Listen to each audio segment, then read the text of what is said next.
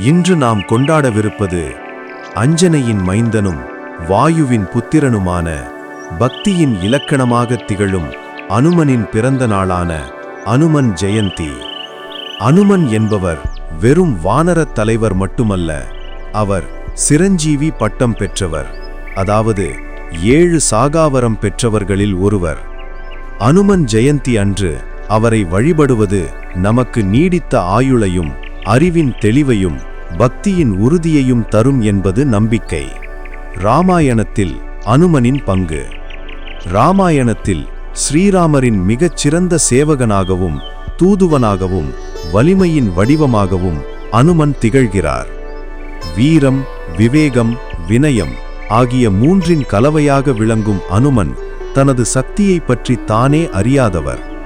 மற்றவர்கள் அவரை புகழ்ந்து பேசும்போதோ அல்லது பணிக்கு அழைக்கும் போதோ மட்டுமே அவர் தனது அளவற்ற ஆற்றலை வெளிப்படுத்துவார். சீதையை கண்டுபிடித்ததிலிருந்து சஞ்சீவி மலையை கொண்டு வந்தது வரையிலும் இவருடைய தியாகமும் சேவையும் ராமாயணத்தின் திருப்புமுனைகளாக அமைந்தன. வழிபாட்டு முறைகள். அனுமன் ஜெயந்தி நாளில் பக்தர்கள் விரதமிருந்து ஆஞ்சநேயருக்கு வடை மாலை, துளசி மாலை, வெண்ணெய் காப்பு போன்ற அலங்காரங்களை செய்து வழிபடுவார்கள். அனுமனை வழிபடுவது நேரடியாக ஸ்ரீராமரை வழிபடுவதற்கு சமமாகும். இவரை வணங்கினால் சனி தோஷம், நவக்கிரக தோஷங்கள் நீங்கும் என்பது ஐதீகம். மேலும் துணிச்சலையும் மன வலிமையையும் தரும்.